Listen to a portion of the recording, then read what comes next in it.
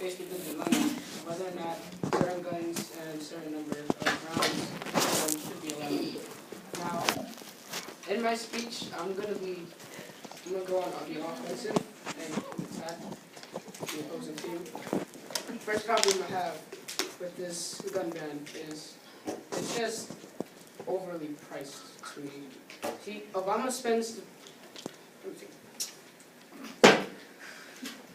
Obama plans to spend $4 billion just to put more cops on the street. Personally, I don't really trust anyone, so that doesn't really make a difference to me. Second,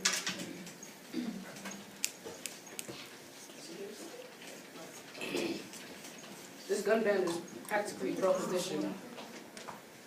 You got a problem in this audience? Shut up. Okay. This gun ban is practically prohibition, seeing that it's banning guns and prohibition banned alcohol. And to me, it will have the same outcome. Third problem I have is, actually, I would like to say something about Nick's speech.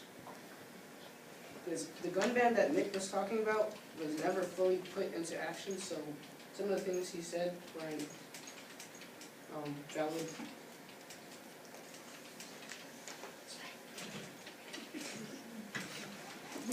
The other problem I have with this gun ban is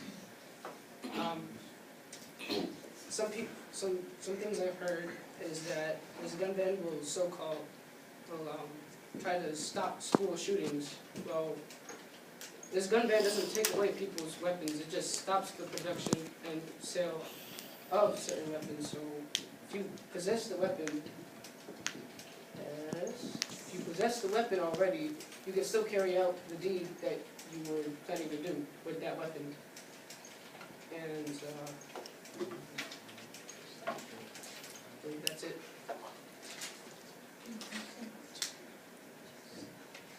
That's it.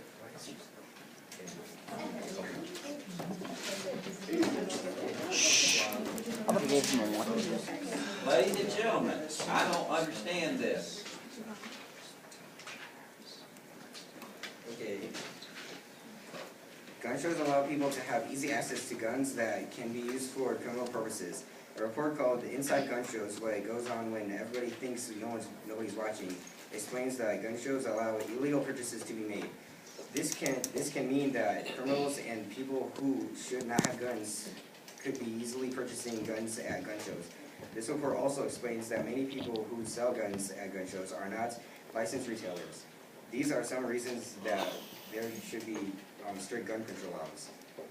Some more issues that involve gun shows purchases of firearms that support the need for gun control laws is that there is a loophole in gun shows that allow people that are not licensed firearm dealers to sell guns without background checks or keeping records. Because of this, people who commit crimes can purchase weapons at gun shows, then use them to commit crimes, with no way to track down the weapon used during the crime. Yes. Gun shows are now becoming more regulated, though.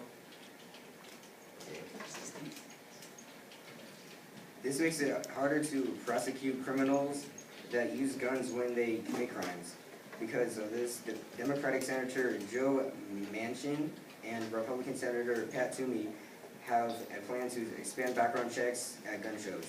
This plan will also force people to have background checks on internet purchases.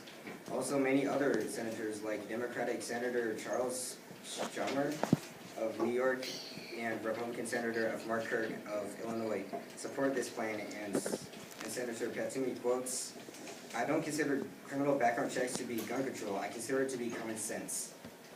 Also, one ATF study found that of the guns bought at gun shows that could be traced, more than 10,000 guns were traced in a year more than 10,000 guns were traced in a year in shows, which was 30% of crime guns traced in that year. And the Columbine school massacre, all 4 guns were bought at gun shows with no background checks. Online gun sales in 10 states were made from only one website during the months of June and July. and more than 15,000 guns, which is 1/3 of the purchases, were semi-automatic. Again, they were for sale without background checks. Mayors against illegal guns and advocates of gun control want to make it harder for dangerous people to buy guns and easier for police and prosecutors to stop them. More than 1,000 mayors and more than 1.5 million supporters want Congress to pass something that will make everyone that buys a gun to pass a criminal background check. This will help military like weapons and large magazines off our streets, make gun trafficking a federal crime. Every day, 33 Americans are killed with guns. That's 20 times less than other developed countries. Common sense gun laws keep guns away from criminals and other dangerous people, and that will help save lives. Background checks is one way to stop felons from having guns, so they can't commit as many crimes and they are less dangerous without guns. But the federal law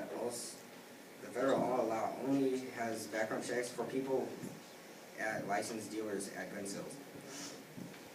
The Gun Control Act of 1968 was used to provide support to federal, state, and local law enforcement officials in their fight against crime violence, which is useful because most violent crimes are committed with